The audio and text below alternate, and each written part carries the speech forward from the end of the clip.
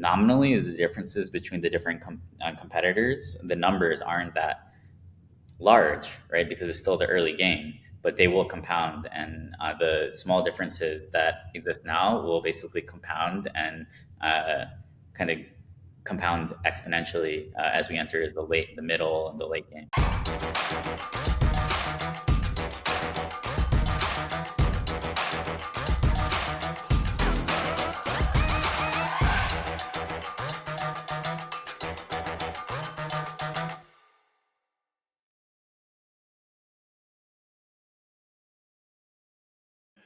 And we are back. Good morning, GM, GA, GE, for everybody out there.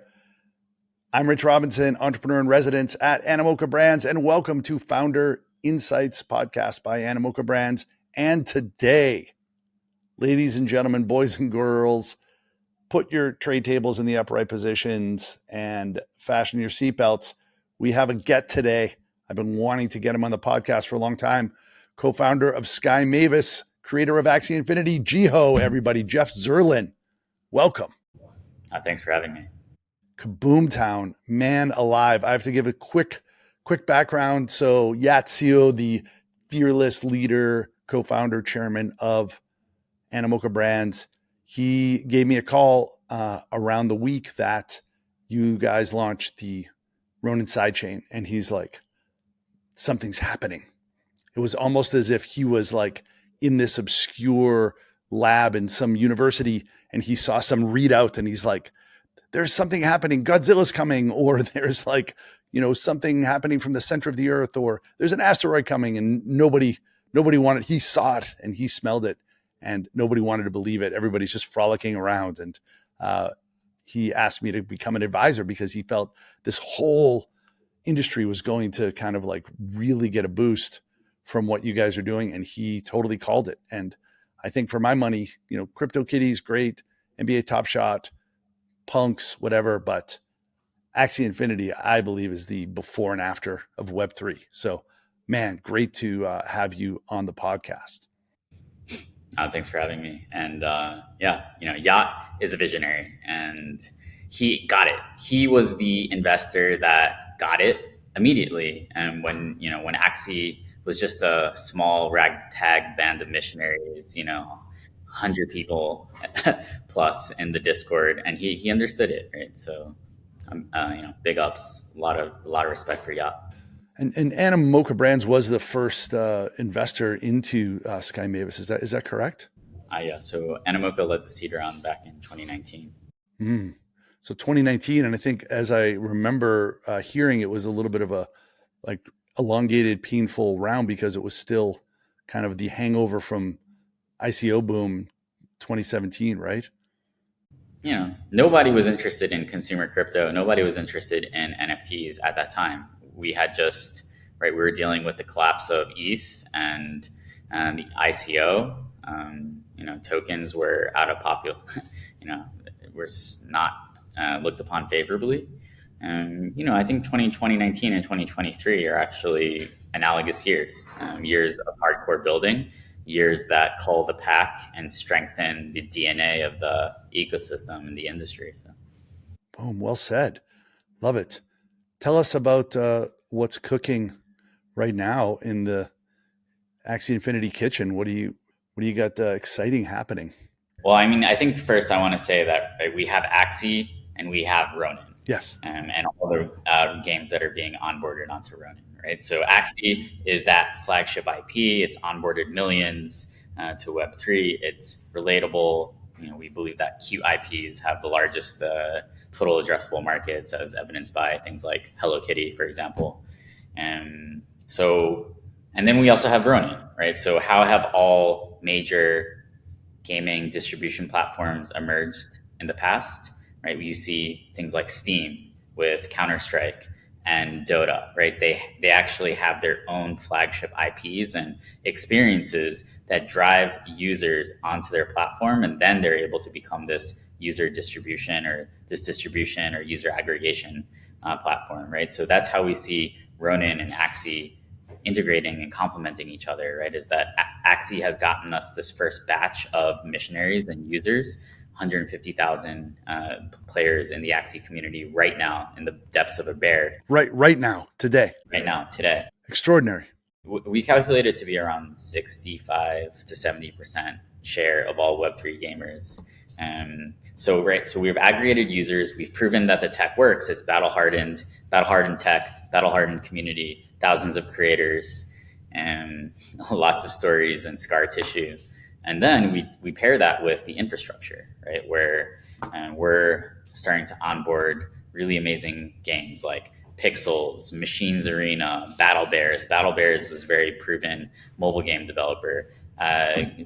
Studios like um, Zillion Whales, which is making Wild Forest. They made Mushroom Wars. Um, the creators of Anipong are building like a match 3 game using the Axie IP as well. Right, so we're leveraging that initial adoption and traction with Axie to use that as a kind of kickstart to the Ronin ecosystem, right? Ronin is our battle tested sidechain built specifically for games, right? It was forged for gamers. And yeah, with all the other gaming networks say that they're going to onboard millions of people to Web3, but Ronin has actually done it. So, man, wow, there are so many things to double click off of that first volley that you put over the net there. Amazing.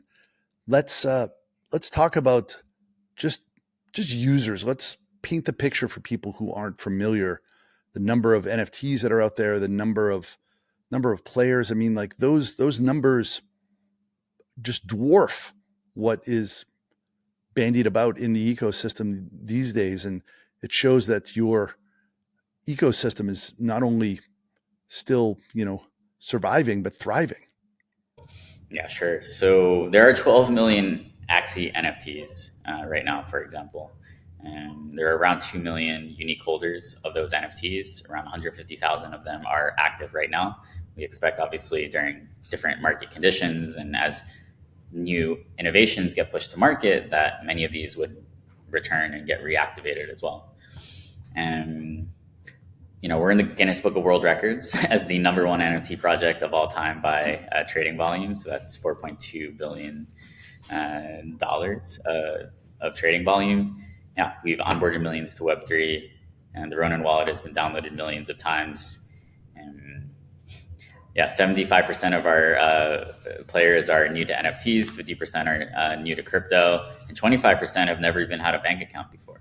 So we're seeing, how gaming, that the merger of gaming and Web3 can also provide access to new mechanisms of finance and that many people do not have access to, right? So obviously one of the amazing things about Axie is that many of our players are in emerging market countries, in Southeast Asia, in LATAM, and places where traditional banking infrastructure isn't as well enshrined. That really aligns with Yat's vision of open metaverse, broad digital asset rights, but financial literacy for the masses, shrinking that Gini coefficient, bringing the unbanked into a place where they can have a wallet and they can have a way to earn and they can have a way to kind of upskill themselves. I mean, that's something that almost feels idealistic. And if you're not in it, you can almost poo-poo it away. But I'm based here in Bali. I ran a crew. I ran I had scholarships for people who were, um, working, in the whole, just group here, pulling together, people who are like, I'm working in changing motorcycle tires, or I'm a waiter, or I'm, a stay-at-home mom, and it had a true impact on their life. They played mobile games. They're very mobile literate.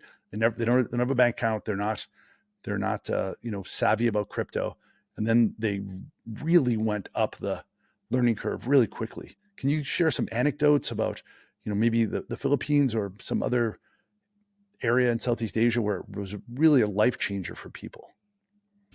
Sure. I mean, so during, Axie boom really coincided with the escalation of the pandemic, right? So during the pandemic, people were struggling. I think it was especially hard in places like the Philippines. And so, it was an emergent behavior. What we saw was, okay, we've created this interesting mechanism where, from first principles, we really just wanted to reward people for engaging with our game. We thought, hey, like Bitcoin mining works, Ethereum mining works, but those are only going to be interesting incentives for people who know how to run mining rigs. Those aren't necessarily we have enough of those people in crypto right now. What we need are everyday people. Because if everyday people aren't using the technology, then why are we even here? What are we doing? So the idea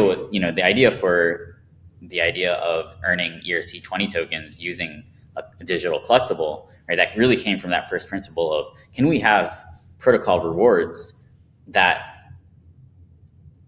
encourage everyday people from all walks of life to experience this magical technology? And that was the question that we asked, right? And it started as a whisper, and we started to see interesting emerging behaviors that proved that something interesting was happening, right? I remember seeing families. Um, actually, one of the original encounters with this was, I was actually checking, like, do we have bots? Do we have botters? And I saw, a list of 20 people all from the same IP address playing. And it was from the Philippines. So I said, "Oh, this looks like a bot farm." So we banned it, and then I got a message somehow, like saying, "Sir, like, this is me. We just got banned. This is me and my family, and we've been playing Axie Infinity. It's really helping us." And I didn't believe him. I was pretty rude. I was like, "Okay, just send us a picture of everyone in your family playing Axie. That sounds too unbelievable, but maybe it's true. Maybe we're onto something." And lo and behold, I got a video of the aunt, the grandpa, the kids, the parents, all playing Axie, all with their own teams, holding up their Android devices. So that was the moment that I reached out to Gabby from YGG. I was like, "Yo, let's. This is interesting. This is something that I've never seen before. I've never seen people like this using crypto."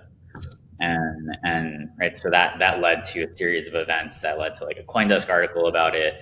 There was the famous documentary that came out, Play to Earn. And yeah, we saw millions of lives touched, and many people learning, yeah, being actually onboarded into the ecosystem. Absolute phenomenon. And when people talk about, yes, it's, trustless and permissionless and distributed, there's also an aspect of that in some ways the game and the way that the game is managed becomes completely distributed and permissionless as well too, and people start doing things with the game without your permission, because that's the basis of the entire industry. And sometimes they can take it in directions that are, unintended consequences, unforeseen. And it's absolutely fascinating how that turned into a phenomenon. And I'd love to double click on that whole paradigm of people playing a game and getting rewarded for that. Like, I believe that there is a very strong place for that in the future of gaming. And we look back at World of Warcraft, people get wood or, mine gold, and that was a side gray market because it wasn't fully embraced by the developer.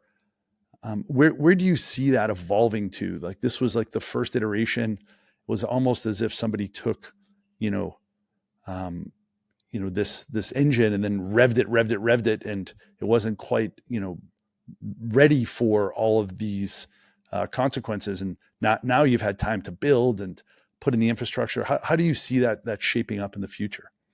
Yeah, definitely. I mean, one of the important things that we've built out to complete the ecosystem, to make a complete loop, is this idea of Axie part evolution, right? Because in the last cycle, people could earn tokens and then use those tokens to earn Axies, which would then create more tokens, right? So it was like the population was expanding horizontally, and um, there was no way for people to sink those same resources that they were earning in the game to actually deepen the progression of those individual axes, right? And that's actually what's needed to create an emotional relationship, a deeper emotional connection to those axes, as well as right, like a basically economic sinks to ensure that you have some sort of a balanced economy. And so that's one of the things that I'm really excited about right now that we're working on is this idea of part evolution, where you'll be able to basically release axes, use crafting materials to then upgrade the different genes, and those upgraded genes or evolved genes are presented right in the different games as evolved body parts. So this part evolution, I think, is going to be really key. And then I think we can also do some really cool things with vertical interoperability, where you're able to earn different crafting materials and experience points playing a whole. Because remember, there's around 18 different Axie games right now that you can play. Many of them built by the community, right? And so imagine like being able to play these different games and earn a progression point, which is then used with alongside crafting materials to upgrade your axes, right? So if you're interested in learning more about it, it's called AXP Axie Core. It's this idea that we think is going to be so crucial to like the foundation of Axie moving forward. And if we had that last cycle, then I think things could have been even more interesting. Man, I think about the Maui fires and how terrible they are and how destructive they are, but then people writing like, "Wow, that ecosystem is so strong that it's going to come back even more beautiful, even more fecund, even you know more sort of evolved in a way." And I think something similar happened with your ecosystem where it kind of like got overcome by so many different forces. And I think a lot of people are like, well, there's some charred remains there, and like, whoop, that was a good experiment. See you later. Next. But there's this, beautiful just growth and new, plants and flora and fauna that are coming out. So these um, games that are developed by the ecosystem. Then you have this whole Ronin infrastructure as well too. And yeah, I love how you talked about Steam and like who better to create that. I mean, if you look at like Slack was created because Stuart Butterfield was like, I want to scratch my own itch. Like I know exactly what we need, and I'm going to create it internally. It's not going to be made by some external developer. We're going to create it for ourselves. You never like lead with infrastructure first. You always have to build it product first, based on your own needs, right? That's how all infrastructure works. Even AWS, even Google Cloud, right? They're building that data storage and data structure for themselves, and then they're making it right. You're turning a cost into a business. That's basically how infrastructure works. So I've always been perplexed at the people who, you know, only focus on, trying to make infrastructure and then hiring a big BD team to sell it. Mm.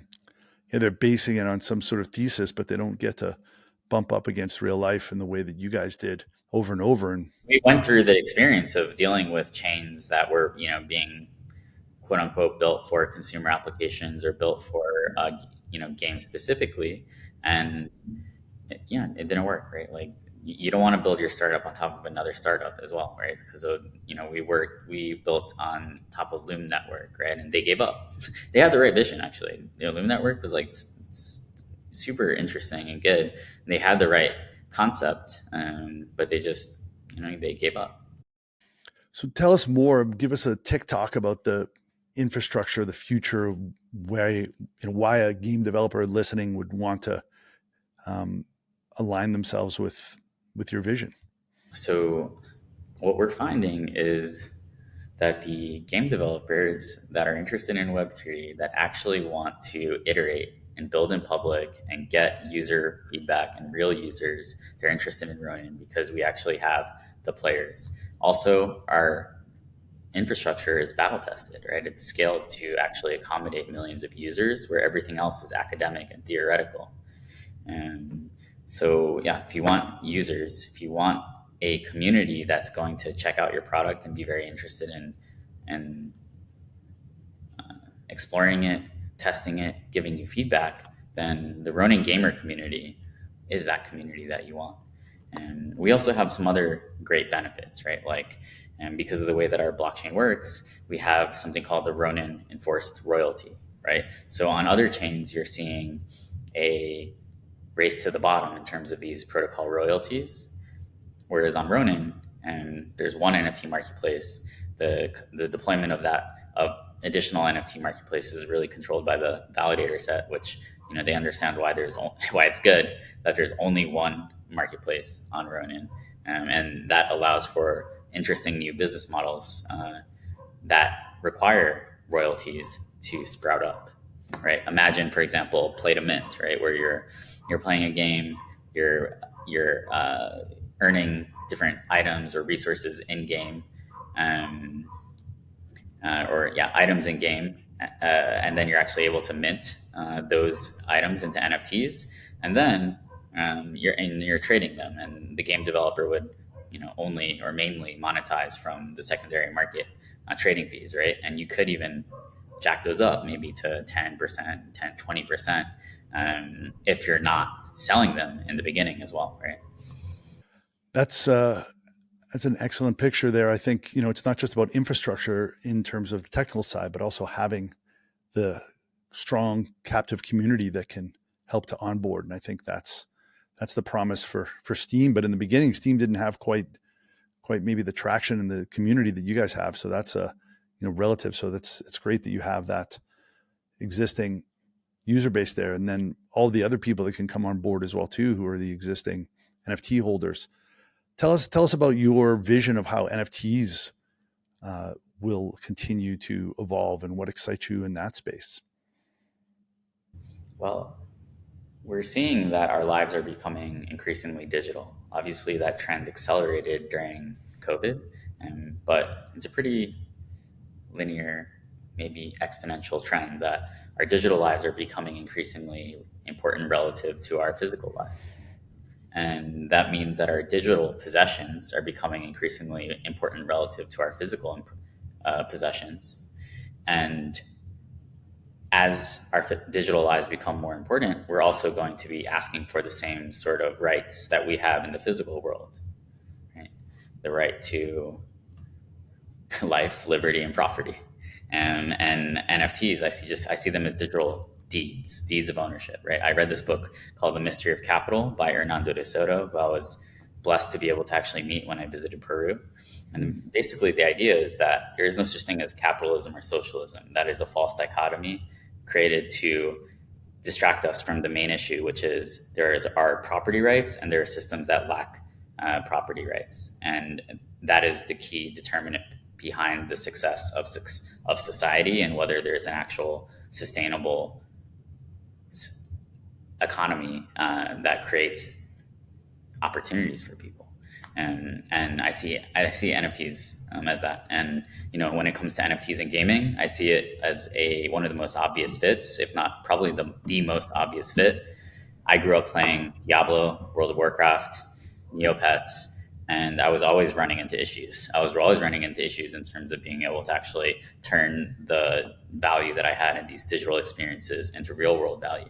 I even put myself in danger going to like random food courts with my mom to sell items in World of Warcraft, right? Because I was also, I was in an interesting position where I was a kid trying to make money playing video games. I think I was 12 or 13 years old when World of Warcraft came out, but I was blessed to be in one of the top guilds in the world. And so I think those experiences, right, just built that conviction for me. So I see it crystal clear, and it will take some time. It will take a lot of experimentation and building and polishing the experiences while also combining them with interesting new innovations that crop up in Web3. right? Because it's like when you think about it, like Axie was like a combination of like CryptoKitties, Pokemon, and then when you added on Uniswap, right, that's when you had like explosion, right? So when you think about like we don't talk about like the Lego blocks, Lego building blocks idea as much, but yeah, to me it's like Web3 gaming is like what interesting new smart contracts and smart contract mechanics can be added to an ecosystem to turn it into something that was never possible in traditional gaming. Fascinating. I love Diablo and World of Warcraft and Neopets, all of those assets. And then you're like in some bulletin board, like, meet me by the food court. And then you guys are doing some sort of gray market deal supervised by parents. And like, that's absolutely being forged by fire. Like you're in a crucible. It becomes so important and so real and so relevant to your life. And then you end up meeting DeSoto, who channels a lot as well too. And like, yeah, Oh, and really? I can try to introduce them actually. I think they would get along really well. I actually did. I was on a panel, or I did a fireside chat with him when I went to Peru. Went to his house. It was awesome. fascinating that you've really like latched onto that. And I at NFT NYC, I met the lead. I believe his name is Andrew, one of the leads on the ERC, 20 paper, and he wrote NFT, parentheses, non fungible token or deed.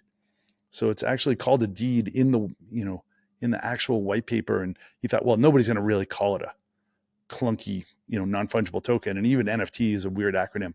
I think people just call it a deed, and I think that And really helped to frame it in my mind. the shortest acronym will always win. I'm convinced of that. Right. So it's like why is NFT? Why does it work? It's three. It's three letters. Right. It's like EDM. Right. It's like that was the framing that convinced me. Web3 versus crypto. Yeah, Web3 is also slightly shorter, right? Shortest acronym will always win. I love it. And tell me, let's go into this origin story. So that's actually one of Axie's hidden advantages, right? Axie. It's four letters.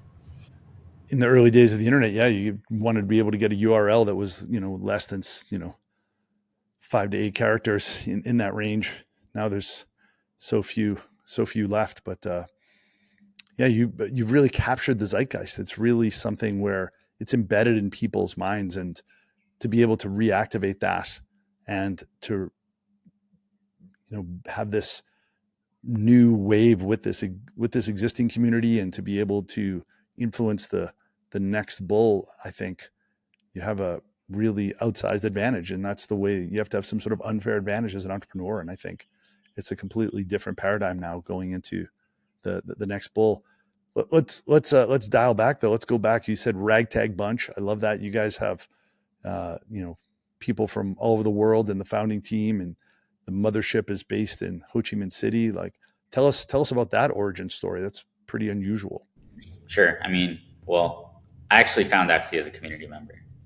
So I found it. I was into CryptoKitties, and I was looking for the next thing. Just like people are looking for the next Axie, right? People were looking for the next thing back then, and I was looking for something that would be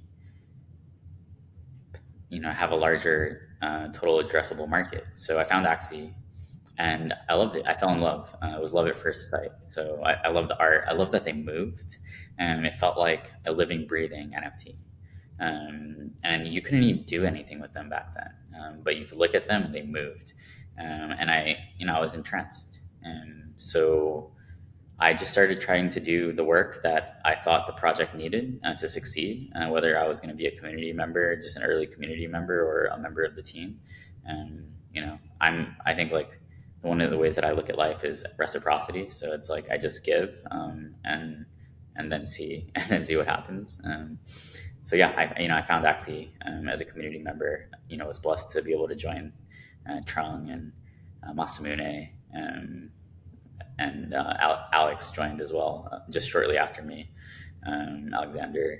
Tell us about their sort of individual superpowers, the Axie Avengers, and where they're from originally, and how you ended up basing in Vietnam. Yeah, I mean, all right. So the two original founders are Trung and Masamune, and they're Vietnamese. And they knew each other. They had founded, or they had been co-founders of a startup together in the past called Lozi.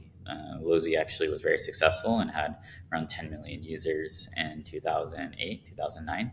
That was also one of the things that I found interesting about the team was that they actually had some proven startup experience.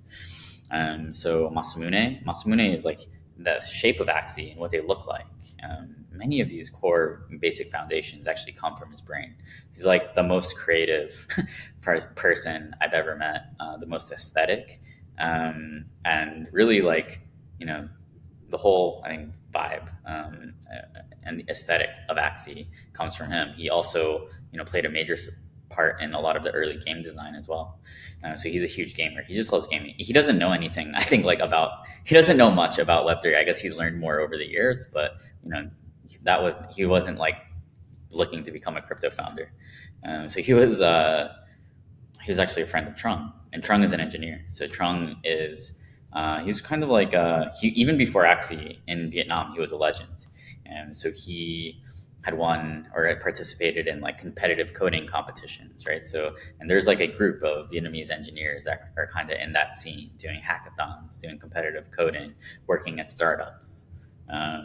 So that was his background, right? So he had been a successful entrepreneur, I think, from the time he was 17 or so, so quite young, and he had this aura about him even before Axie that anything that he's involved in like is interesting. So he was able to like attract this great team around him.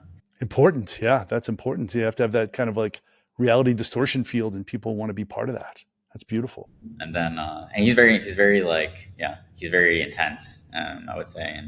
And he's super sharp, right? He can like come in and he'll you'll listen, you're not sure if he's listening, and then you know synthesize everything and come up with a solution that's better than what everyone else was considering, very quickly and with less context.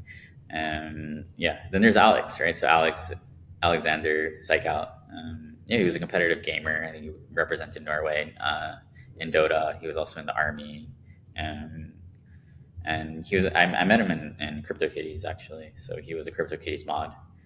And yeah, and he actually is the first. He also, I think, played a role in me joining the team. Right, he was like telling me about Trung and his background and talking up the team. He was an advisor initially, right? So yeah, he's very competitive. He's like no bullshit. He's gonna get shit done. Um, uh, yeah, and so I think he understands like the competitive gamer in him really kind of shines as well. I kind of think of building a startup as playing it's like kind of like a MOBA, right? Where it's Yes. like you're Yes. you're right, like Totally. you're trying to use resources efficiently. You're actually not trying to like, right? You're trying to basically spend efficiently. You're actually trying to like keep to burn efficiently, spend resources efficiently. And also an interesting thing is that, right, like the early game sets the course for the late game, right? So it's like I think Web3 is even more like that, right? So it's like I would say, we're in like the beginning, maybe the end of the early game, right? Where nominally the differences between the different competitors, the numbers aren't that large, right? Because it's still the early game, but they will compound, and the small differences that exist now will basically compound and kind of compound exponentially as we enter the middle, and the late game. Love it. I once met Reid Hoffman, the founder of LinkedIn, and I told him that he was one of my Silicon Valley Pokemon. Like sometimes I would do that with friends, just to be like, who are your Pokemon? Who has, let's take. I'll take a Jeff Bezos. I'll take an Elon Musk. I'll take a, you know, whoever Larry Page, because they each have their own, uh, foibles and limitations, but strengths and secret powers as well too. So thinking of it as a MOBA, the entire startup game, I think is a beautiful framing of it. And I think I'd love to be able to like, Anyways, that's why I think that Alex is good at being a founder. to be honest, right? Because he was great at MOBAs, to be honest. I would love to dig deeper into your superhero powers and skills in a minute, but I think I love that this company really spawned out of Vietnam. And in the Web3 space, if you look at Web 1, it was really dominated by US and a little bit by Europe, and then Web 2 it was US, and then China came in, um, and really kind of shared most of the pie.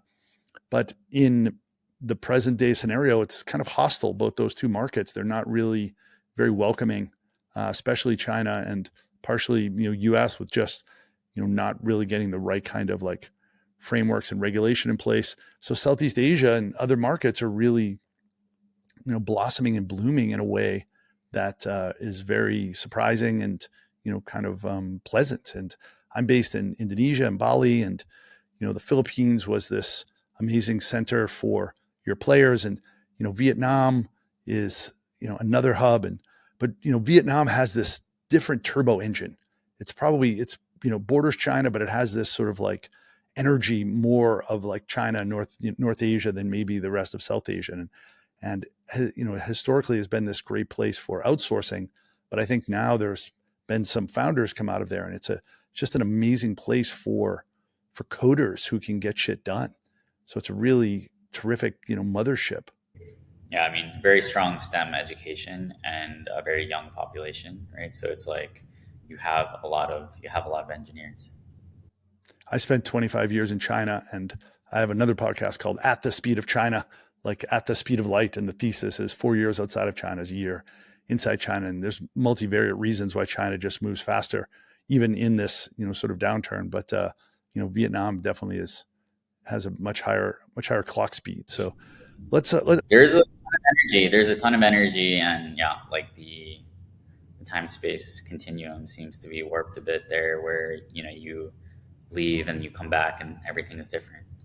Even if I remember leaving for a month or two and coming back, and my entire street would be changed.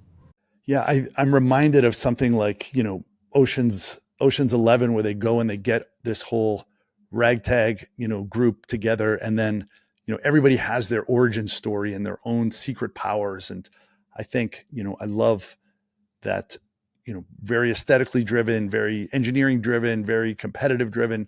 But you've become this sort of spokesperson, and you're an excellent storyteller. And I think you have a really great macro view and really great framing. And then the way that you were forged in that crucible of, you know, Diablo and World of Warcraft and uh, Neopets and all of that, and you're so all in.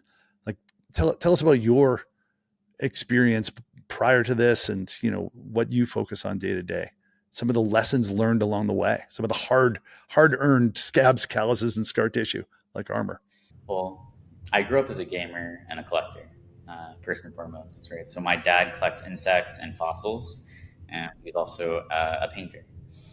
Um, and I'm half Korean. My mom is Korean, so actually gaming was a way for me to kind of discover my Korean uh, family members. So I would play Diablo and StarCraft. Right. Well, tell people about that don't know how insanely evolved the gaming scene is in Korea. I mean, Korea is the birthplace of esports, and yeah, games are on a different level there. Um, so growing up, the first thing I ever did on the internet was play StarCraft with my cousins, right? So that introduced me to the idea that games could be a portal to new technologies for people, right? Because first thing I ever did on the internet was play StarCraft. Um, and so yeah, so I grew up playing games and collecting things. And I studied military and economic history in university. And somehow, like, all these things came to a perfect blend in Axie Infinity, right? Where it's like, I also, yeah, I grew up collecting insects and fossils. I was like a USA biology semifinalist, right? So I was into like biology. And Axie, right, obviously has the genes, right, and the genetic aspect. Obviously, I was a gamer and I was looking to find ways to make money playing games, mainly because my mom wouldn't buy me, different games, or she would always trying to get me to earn things, right? So yeah, so that was the gaming part, and then collecting, right? Like I grew up collecting Pokemon cards, fossils, insects. So I started to understand like how scarcity and aesthetics kind of play into each other. Um, so yeah, so that was me. I when I found Axie, I think I was 26 or 27 years old. I had been out of Yale for maybe 3 or 4 years. I'd been working as a quant recruiter and managing like a small fund with my friends. But then, I wanted to be an entrepreneur. I wanted to do something interesting, but it felt like, oh, to be an entrepreneur was like go start a scooter startup or go work at Uber and then start a scooter startup. That's literally what a lot of my friends were doing. It felt like things were stale. It felt like there was less room for innovation. But then when I heard about Web3 and blockchain, I was like, okay, like this is maybe our generation's opportunity to be the right age at the right time to ride a wave. And so, yeah, I recognized this opportunity. And yeah, so within 2 months of finding Axie, I had, packed my bags, given my dog to my parents, moved to Vietnam, and, really dedicated my life to it. Good on you, as they say in Australia. I mean, as a Yale grad and the kind of peer pressure around that to be able to just pack it up and go to Vietnam for something that seems kind of frivolous. And I think a lot of great startups are like a toy and they seem kind of almost silly in a way. But you smelled all of it because of all that disparate hobbies and passions and just your involvement in so many different things. It's really incredible that it all came together and converged in a way that really fit your skill set so well, and you're just getting started. It's really kind of like a whole new guard of entrepreneurs who grew up playing really competitive games and wanting digital asset rights but not really knowing how to necessarily even elucidate that just because it didn't quite exist. And you're like, I need to manifest this. I know exactly what this needs. And, I think about like I'm sorry, Steve Jobs. I think about Steve Jobs, how he was, took all these different skill sets. He had calligraphy. So he was like, I want to make beautiful fonts and the design aesthetic. I want to make even the inside of the computer look great. And for you, I always wondered about that genetic component of Axie. And so to be able to take your biology passion and bring that into the game as well too. It's fascinating. All these disparate skills. Well,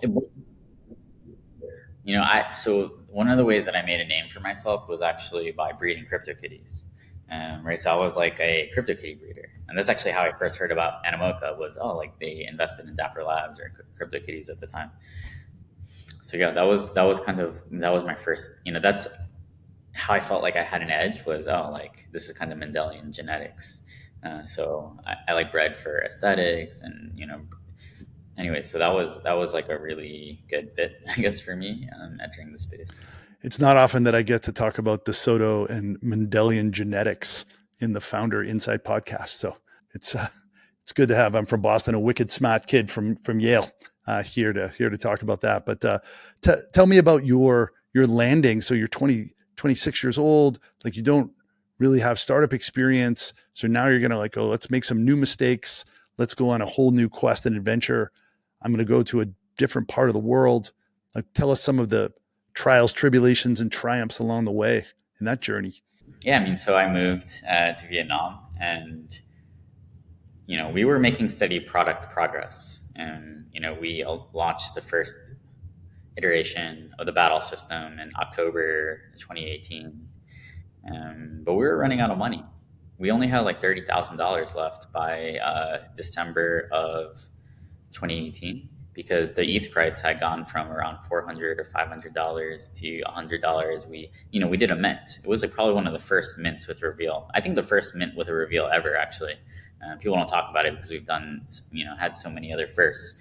But we did a mint with a reveal, raised around 600 ETH, and then, the price of ETH dropped. And we were down to our last, $30,000. Um, and it seemed like we would fail. Like, wow, this dream would be snuffed out before we could see what could really happen.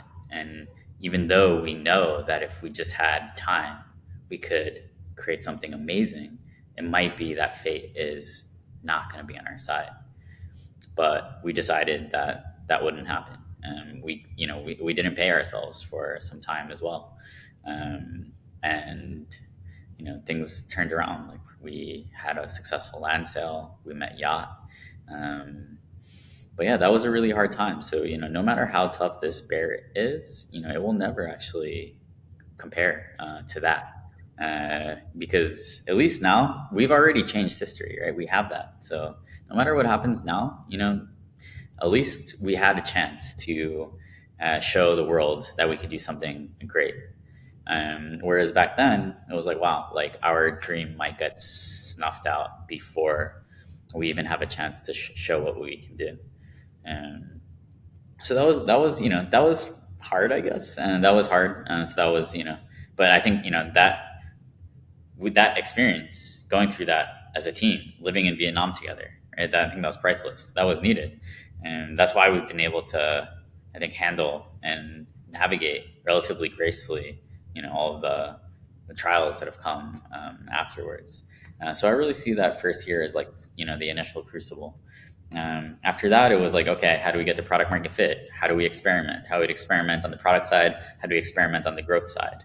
I remember doing things like, okay, we can't really do like UA the traditional way, but we could give away Axies. We could give away Axies and target them through Discord. There are only 1,000 people who are interested in NFTs right now. What would happen if we gave all of those 1,000 people Axies? How many of them would retain? So we did that, right? Like, we gave Axies to CryptoKitty players. We gave Axies to Decentraland players.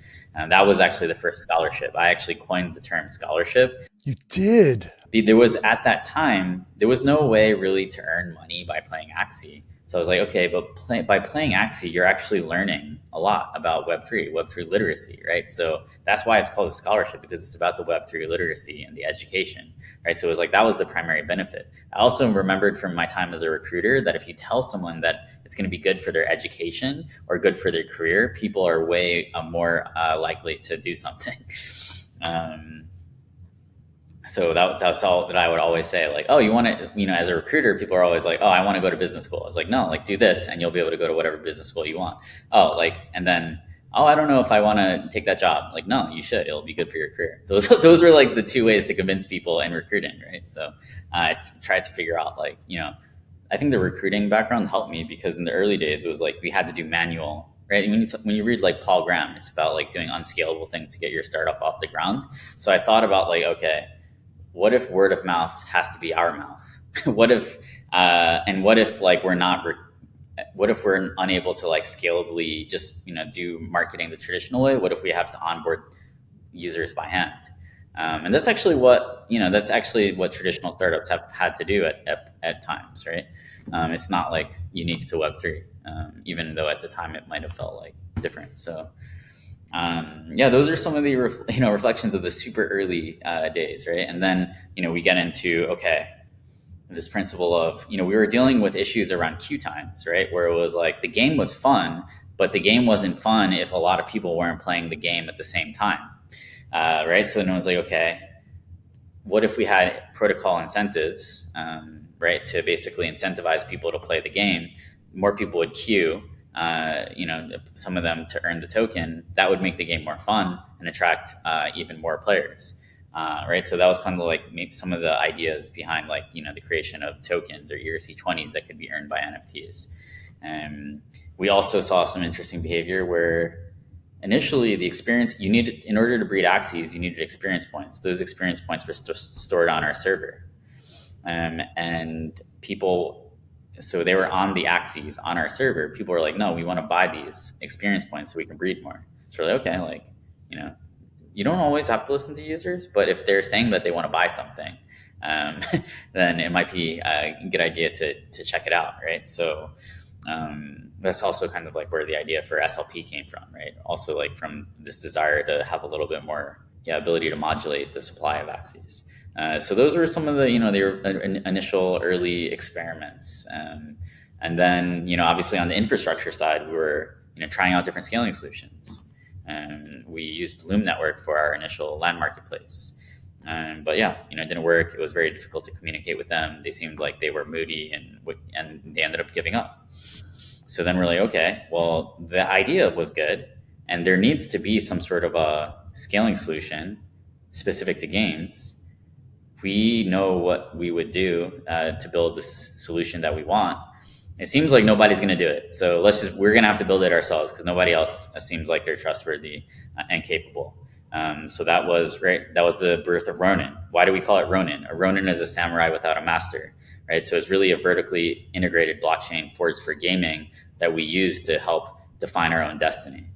And yeah, we deployed Ronin in March, April of 2021, and that really allowed us to hit hypergrowth. It also, exposed some gaps or holes in the ship, right, related to vertical progression and a complete economic loop, which we had discussed earlier.